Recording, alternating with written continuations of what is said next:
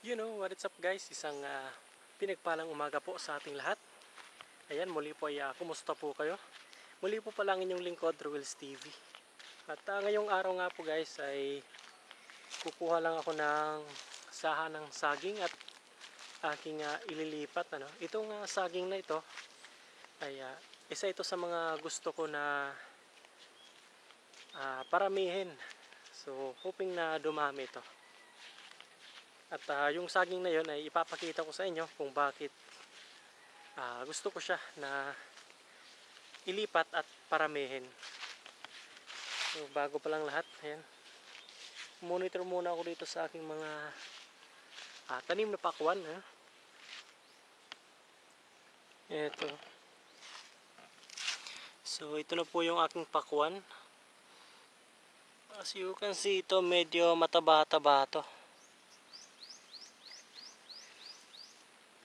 Ayan, meron na po siyang dalawang puno at ito, so isa pa lang. Hindi pare-parehas yung laki nila, no? At ang tanda or gulang. Yan, ito pa. So mamayang hapon, saka po ako maglalagay ng abono dito. Bali yung ginagamit ko palang abono sa kanya is triple 14. Yan, malalaki na. Ayan. Ito isang puno pa lang. Ganon din dito. At ito naman pala yung tanim kong kamatis dito. Kung mapapansin nyo, nilagyan ko po ng ganito rito. Kasi kapag tanghali rito, pagka sobrang init, ay nalalanta yung mga kamatis dito. Kung mapapansin nyo, doon sa part na yon, meron na pong ibang mga tanim na namatay na dahil nga po sobrang init.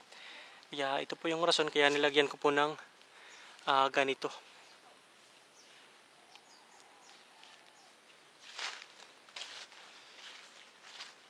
At ito naman yung iba kong pakwan. Kung makikita nyo, nilagyan ko na lang nitong bunot kung tawagin sa amin. Sa niyog po yan. Nilagyan ko na lang nito itong pakwan dahil kung makikita nyo naman, payat. Ayun, no? Hindi ko sure kung mabubuhay pa yan. Ayun, no? So ito pala yung saging na ililipat ko ngayong araw. Eto. So ito yung saha.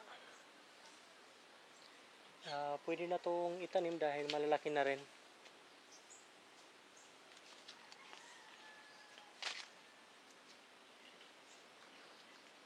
Ayan, so kukunin na muna natin.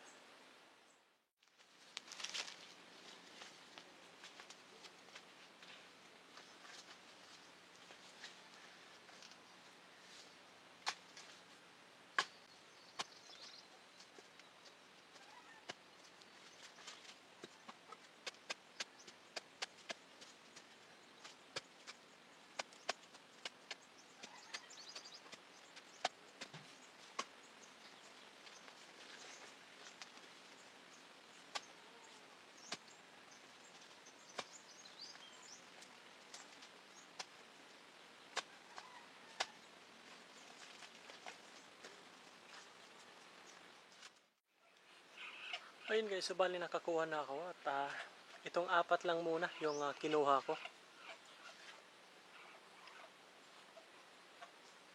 Ayan, so ito pong apat yung itatanim muna natin. Ayan. At itong iba naman na natira rito, ayan, so hahayaan na natin to rito. Ayan, at dito pa meron pang mga maliliit. So hahayaan na natin to rito. At itong apat lang yung ating itatanim. Right? At ayan guys, so naitanim ko na po itong aking saging. Ayan. So apat lang po ito. So yung isa, pangalawa, tatlo, apat. Ayan. Dito ko na lang po sila itinabi sa aking tanim na kalabasa. Ayan, at i-update ko na rin pala kayo, no, dito sa aking itinanim na kalabasa. So ito na po sila. Ayan. So, medyo malaki-laki na rin po ito, no, at medyo mataba siya dahil nilagyan ko na rin pala sila ng abono, no, na triple 14 o yung pampatabang abono. At nandito po yung iba. Ayan.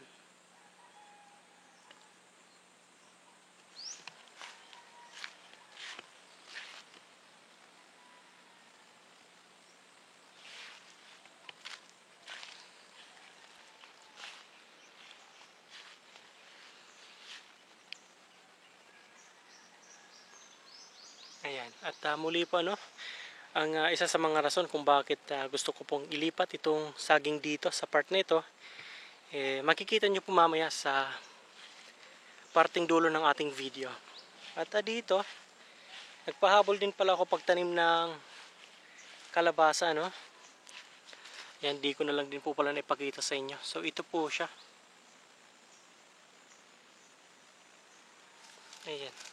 Nilagyan ko lang nito kasi minsan kapag alas 12, sobrang init, hindi kinakaya ng aking tanim, nalalanta yung kanyang dahon, kaya nilagyan ko nito.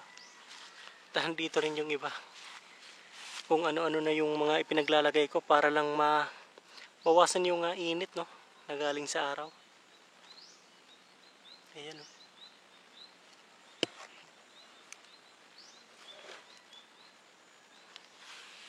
Meron din po dito, ayan, dito, dun sa dulo, at may 3 pa rito. Grabe. So ngayon po ay medyo makulimlim, ano, pero grabe. As in, mainit pa rin, maalinsangan. Time check po natin, nasa 10:30 na po ng umaga. Wala pong araw ngayon, pero grabe, maalinsangan. Kaya ito mapapansin nyo, basa na yung damit ko dahil sa pawis. At meron pa pala ako rito pakwan, 3 pakwan, nakabukod po ito. Ito. Ayan, so medyo matataba rin po ito na mga pakwan na nakatanim dito. Meron po kasi itong mga dahon, no, mga tuyong dahon at tayo po ng kalabaw. Ayan, pasintabi na lang po sa mga kumakain. At nalagyan ko na rin po ito ng abono. Kaya ito, mapapansin nyo, medyo mataba na. Ayun, at regarding pala doon sa saging, ano, kung ano nga ba yung rason kung bakit gustong gusto ko siya ilipat doon sa pinagtaniman natin, ay makikita nyo po yan sa video, no. Actually, hindi ko pa po yun nakikita, no, ng personal, kasi nung time na nagkaroon ng bunga yun, nasa Maynila ako. At binidyohan na lang ng kapatid ko yun at ipinasa sa akin, at namanghanga ako dahil yun, makikita nyo nga yun sa video mamaya. At pagdating dun nga dun sa kanyang bunga is tansya ko naman mga 50% yung mapapakinabangan sa kanya, at yung 50% ay alanganin. Ayun. Kaya ito, ipapakita ko po sa inyo guys yung video na ipinasa sa akin ng kapatid ko. Bali na sa taong 2022 pa po ito, no. Bali 2 taon na po ata, magda-2 taon na, or 2 taon na mahigit itong video na ito. Alright.